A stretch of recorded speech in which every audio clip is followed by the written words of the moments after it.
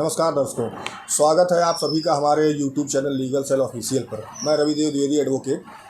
आज मैं आपके लिए एक टॉपिक ले आया हूं और वो बहुत ही महत्वपूर्ण है आप सभी के लिए और आम पब्लिक के लिए भी। ये बहुत जानकारी में आना बहुत ज़रूरी है। दर्शकों, आपको पता होगा कि मान लीजिए कि आप कहीं मार्केट में निकले हैं और गलती से आपका मोबाइल कहीं गिर गया, पर्स कहीं गिर गया, उसमें बहुत ज़रूरी डॉक्यूमेंट है जैसे कि डीएल है, आधार कार्ड है, पैन कार्ड है, एटीएम है, डेबिट कार्ड है, क्रेडिट कार्ड है। ये सारी चीज़ें आप लोग पर्स में लेके चलते हैं।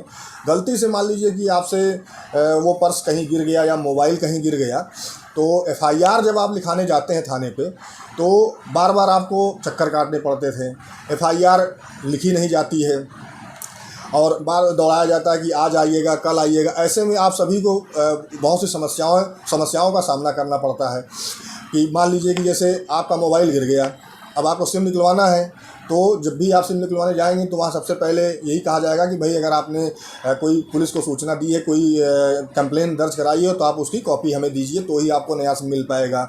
इसी तरह से मान लीजिए कि ड्राइविंग लाइसेंस आपका कहीं गिर गया मार्केट में गलती से, तो ड्राइविंग लाइसेंस भी जब आप, क्योंकि ड्राइविंग लाइसेंस जो है वो बहुत ही इंपॉर्टेंट डॉक्यूमेंट है सभी के लिए, जब उसको आप दोबारा निकलवाने जाएंगे तो वहाँ भी आपको एफआईआर की ज़रूरत पड़ेगी। यानी कि अगर आपने पुलिस को सूचना दी है तो उसकी एक कॉपी वहाँ लगानी पड़ेगी।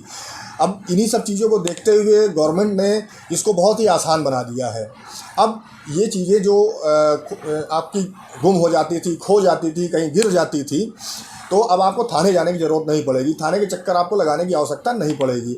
अब ऑनलाइन ही आप इसको घर बैठे सूचना पुलिस को दे सकते हैं कि हमारा मोबाइल गिर गया है, हमारा पर्स गिर गया है, हमारी चेकबुक गिर गई है, हमारा एटीएम गिर गया है, हमारा क्रेडिट कार्ड गिर गया है। इन सारी चीज़ों की सूचना आप घर पे बैठकर जो है पुलिस की वेबसाइट पर आप दर्ज करा सकते हैं।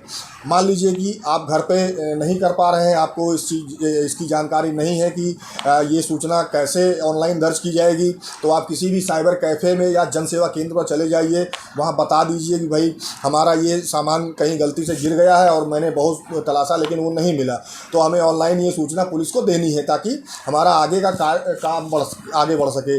तो वो जो साइबर कैफ़े वाला या जनसेवा केंद्र वाला है, वो पुलिस की वेबसाइट पर जाकर आपकी जो सूचना है वो दर्ज कर देता है ऑनलाइन।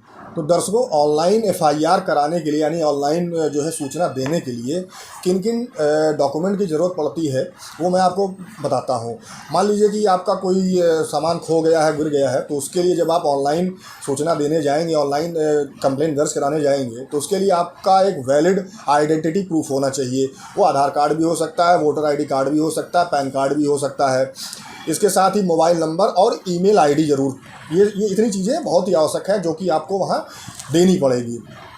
अब इसके साथ ही आपका जो डॉक्यूमेंट खोया है, मान लीजिए कि आप सूचना लिखाने गए हैं, भाई हमारी चेकबुक खो गई है, तो यदि चेकबुक जो खोई है तो उस चेकबुक की पूरी डिटेल रहेगी, किसके नाम पे चेकबुक थी, किस बैंक की थी, उस बैंक का अकाउंट नंबर, ये सारी चीज़ें आपको उसमें फिल करनी पड़ेगी। अब मैं जैसे कि यूपी पुलिस की जो वेबसाइट है, तो यूपी पुलिस की वेबसाइट पर जब आप जाएंगे तो पेज खोलेंगे तो उसका एक पेज आता है जहाँ पे ये सूचना दर्ज की जाती है। जब आप इन सारी जानकारियों को उसमें भर देंगे तो आपके पास एक मैसेज आता है और आपके ईमेल पर एक जो सूचना आप दर्ज कराते हैं उसकी एक कॉपी आती है, उसको आप प्रिंट करा के जहाँ जहाँ ज़रूरत हो वहाँ आप इसको लगा सकते हैं।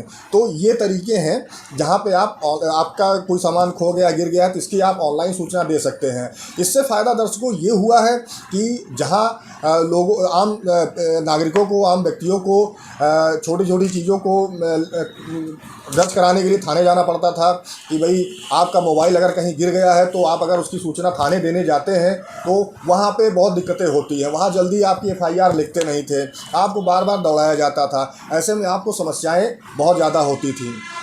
अब ये सारी समस्याएं आपकी ख़त्म हो गई हैं जब से कि ऑनलाइन सूचना दर्ज होने लगी है। तो अब आपको थाने जाने की ज़रूरत नहीं है। आप घर पे भी अगर आप सक्षम हैं तो आप अपने घर से ही पुलिस की वेबसाइट पर जाकर इसको दर्ज करा सकते हैं।